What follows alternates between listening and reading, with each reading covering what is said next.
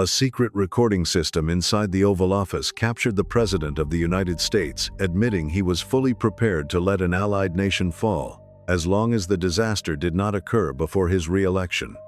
This single, chilling admission exposes the raw, transactional reality behind one of the most famous foreign policy slogans in modern history. In public, President Richard Nixon promised the American electorate a strategy of peace with honor in Vietnam.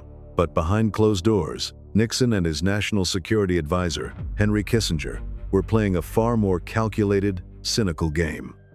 What did peace with honor actually mean when the cameras were turned off, and why did its pursuit require the secret expansion of a war they knew they could not win? When Richard Nixon assumed the presidency in January 1969, he inherited a conflict that had already claimed the lives of over 30,000 Americans and fractured the domestic landscape of the United States.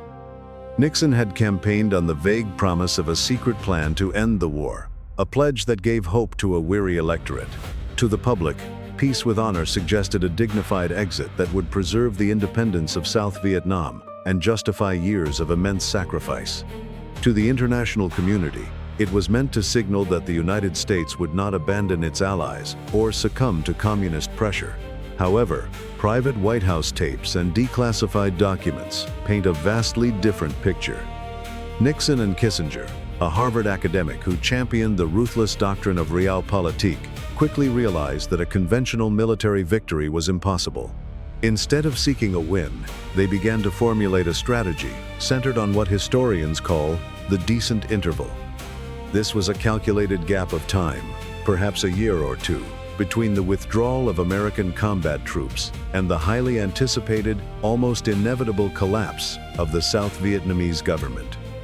If Saigon fell immediately after American troops departed, it would be a humiliating defeat for Washington. But if Saigon fell a few years later, the United States could blame the South Vietnamese for their own failure, preserving American prestige on the global stage. This strategy treated the survival of an entire nation as a public relations problem, setting the stage for a series of high-stakes geopolitical maneuvers that would prolong the war and cost countless lives. This was not a plan to save South Vietnam, but a plan to save face, sacrificing thousands of lives to secure a temporary political buffer. Specifically, in an August 1972 recording, Kissinger noted that South Vietnam could not survive indefinitely, and Nixon agreed that their main goal was to prevent a collapse before the election. This reveals the stark divergence between public rhetoric and private geopolitical calculations, a theme that defined the entire Nixon presidency. By the time Richard Nixon took the oath of office, the United States was a nation in the grip of an unprecedented social and political crisis. The Tet Offensive of 1968 had shattered the illusion of American progress in Vietnam, forcing Lyndon Johnson to withdraw from the presidential race and exposing a deep credibility gap between the government and the public. Nixon inherited a military force of over 500,000 soldiers deployed in Southeast Asia, with casualties mounting by the hundreds every week. The anti-war movement was gaining momentum, filling the streets of American cities and college campuses with passionate protesters who demanded an immediate, unconditional withdrawal. Nixon knew that he could not simply maintain the status quo. He had to find a way to reduce American casualties and bring the troops home if he wanted to survive politically.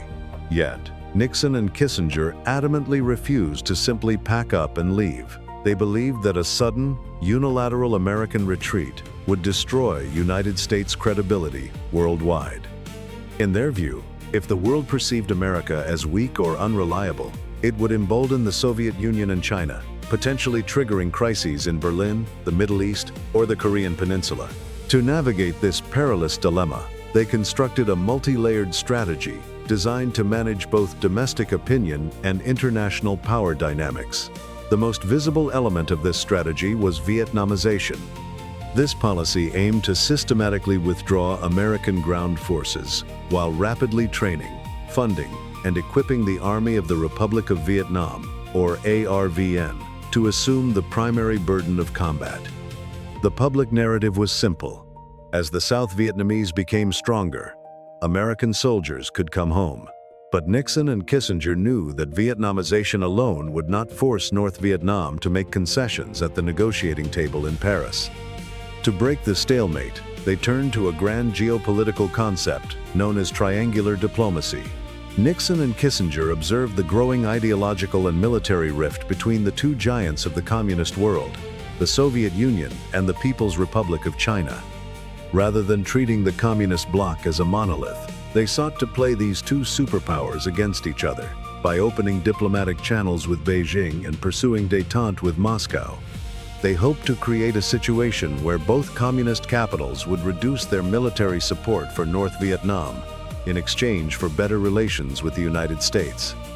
It was a sophisticated global chessboard strategy that sought to isolate Hanoi and force its leaders to accept a negotiated settlement that would allow the United States to exit with its honor intact. In November 1969, Nixon appealed directly to what he called the great silent majority of Americans, asking for their support as he pursued this gradual withdrawal. This speech bought him valuable political time, but the clock was still ticking, and the pressure was mounting daily. Despite the sophistication of triangular diplomacy, the leaders in Hanoi remained unmoved. The North Vietnamese negotiators in Paris, led by the iron-willed Le Duc Tho, understood the domestic political pressures facing Richard Nixon. They knew that public outrage in the United States would eventually force a complete American withdrawal, regardless of what happened at the negotiating table. To break this stubborn diplomatic deadlock, Nixon decided to employ a psychological tactic he called the Madman theory.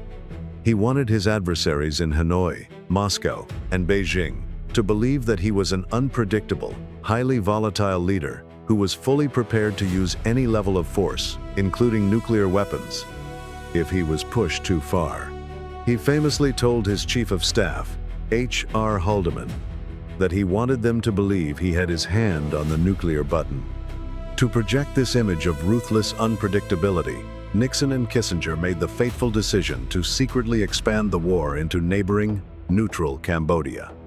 In March 1969, they initiated Operation Menu, a massive B-52 bombing campaign targeting North Vietnamese sanctuaries and supply lines inside Cambodian territory. Because Cambodia was officially neutral, this operation had to be kept strictly secret from the American public, Congress, and the media. To maintain this cover-up, the administration established a highly complex, dual reporting system within the Pentagon. Official military records were systematically falsified, showing missions being flown inside South Vietnam when they were actually targeting Cambodia. Pilots were given coordinates for targets in South Vietnam, only to have their navigation systems secretly overridden by ground radar controllers, who directed them to bomb Cambodia. The secret bombing campaign dropped over 100,000 tons of explosives on a country with which the United States was not at war. This unprecedented deception of the American public laid the groundwork for a profound crisis of trust. When details of the secret bombings began to leak to the press, the Nixon administration reacted with intense paranoia, ordering illegal wiretaps on government officials and journalists. This marked the beginning of a pattern of domestic surveillance and secrecy that would eventually lead to the administration's undoing. Despite the massive tonnage of bombs dropped, the military results were inconclusive, and the North Vietnamese continued to use Cambodian territory. In April 1970, Nixon launched a joint ground invasion of Cambodia to destroy these sanctuaries. This ignited a firestorm of domestic protest, culminating in the tragic Kent State shootings. To prove that Vietnamization was working, the administration backed an ARVN-only invasion of Laos in early 1971, known as Operation Lam Son 719. Without American ground support, the South Vietnamese forces suffered a disastrous defeat, retreating in panic. The images of South Vietnamese soldiers clinging to the skids of American helicopters shattered any illusions about the success of Vietnamization, leaving Kissinger to negotiate in Paris under a cloud of deep strategic uncertainty. This military failure exposed the vulnerability of their entire exit strategy. The strategic struggle reached its dramatic peak in 1972, a crucial election year for Richard Nixon. In late March, North Vietnam launched the Easter Offensive, a massive conventional invasion targeting South Vietnamese territory. With few American ground combat troops remaining, the survival of the Saigon government hung in the balance. Nixon responded with unprecedented military force, launching Operation Linebacker, a relentless aerial bombardment that mined the vital harbor of Haiphong and targeted key northern infrastructure. At the same time, Nixon and Kissinger's grand geopolitical strategy was put to the ultimate test. In February 1972, Nixon made his historic trip to China, followed by a summit in Moscow in May. Despite the intense American bombing of their ally in Hanoi, both Beijing and Moscow chose to prioritize relations with Washington, offering only mild rhetorical protests. This was a triumph of realpolitik. Hanoi found itself geopolitically isolated. Faced with massive American air power and reduced support, the North Vietnamese negotiators in Paris became more flexible. By October 1972, Kissinger and Le Duc Tho had hammered out a draft peace agreement. Kissinger triumphantly announced that peace is at hand, securing a public relations victory that helped Nixon win a landslide re-election in November. However, the draft agreement contained a fatal flaw for South Vietnam. It allowed North Vietnamese troops to remain in the positions they occupied in the South. When South Vietnamese President Nguyen Van Thieu was shown the terms, he was furious and refused to sign, feeling betrayed. To break the deadlock and force both sides to sign, Nixon ordered the most intense bombing campaign of the war. Known as the Christmas bombings, or Operation Linebacker II, B-52 bombers flew hundreds of sorties over Hanoi and Haiphong in late December 1972. The bombings caused immense civilian casualties and drew global condemnation, but they achieved their immediate political purpose.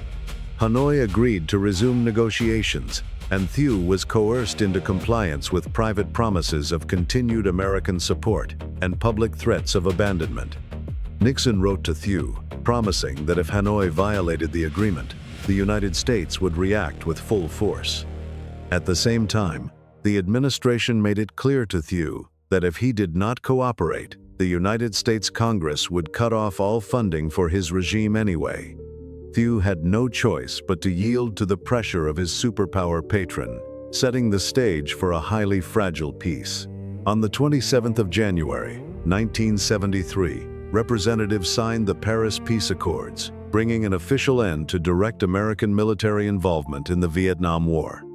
The final terms of the agreement were virtually identical to the October draft that President Thieu had rejected.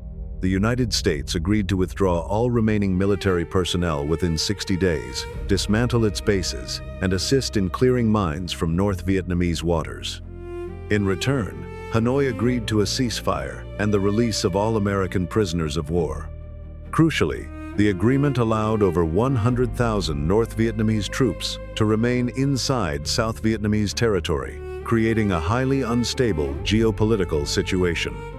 Nixon publicly proclaimed that the accords had achieved peace with honor, claiming that the independence of South Vietnam had been secured.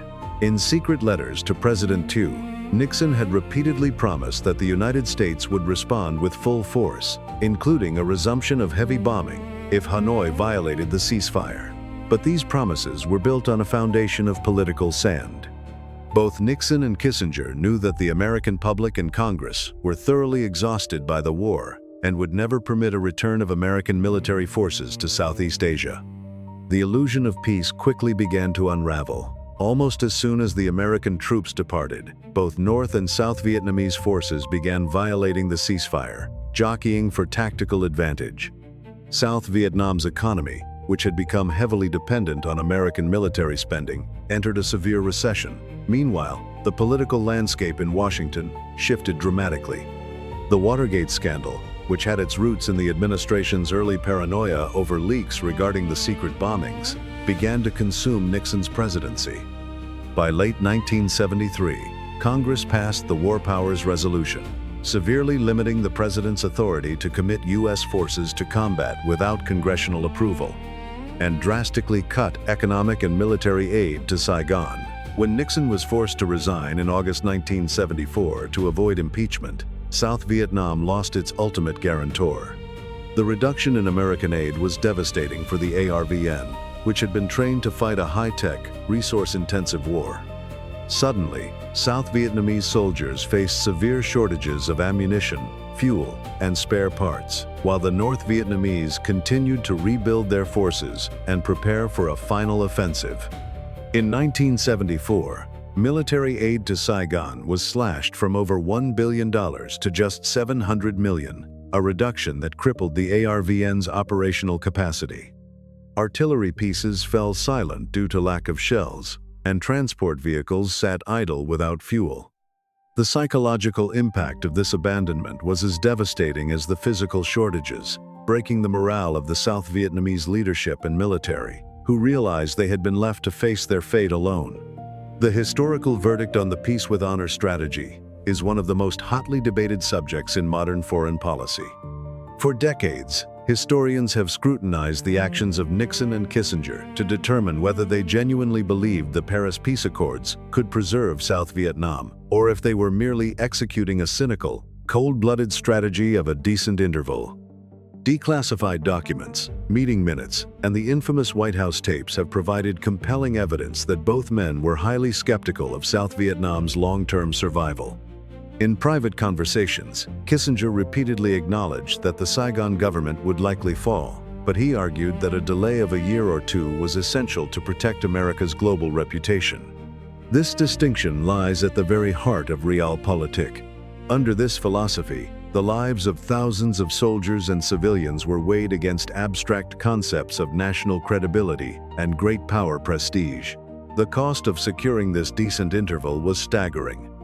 Between Nixon's inauguration in 1969 and the signing of the Accords in 1973, more than 20,000 American soldiers and hundreds of thousands of Vietnamese combatants and civilians lost their lives. The tragedy of the strategy is that the final terms of the 1973 agreement could have been achieved years earlier, avoiding immense suffering. The ultimate lesson of this chapter in history is the profound danger of prioritizing diplomatic image over human reality.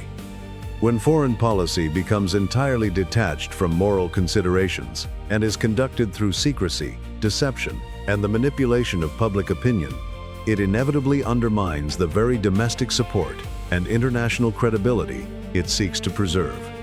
True honor in international affairs cannot be manufactured through public relations campaigns or bought with the lives of allies. It must be grounded in transparency, accountability, and a realistic assessment of a nation's limits. By viewing the world solely through the lens of great power competition, Nixon and Kissinger failed to appreciate the powerful forces of nationalism and local determination that drove the conflict.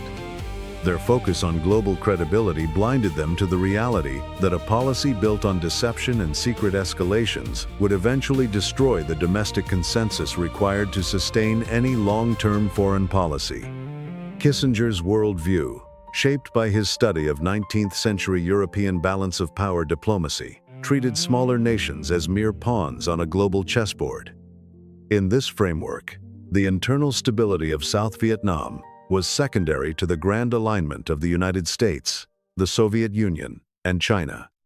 But Vietnam was not 19th-century Europe, and the forces of revolutionary nationalism could not be contained by balance of power equations.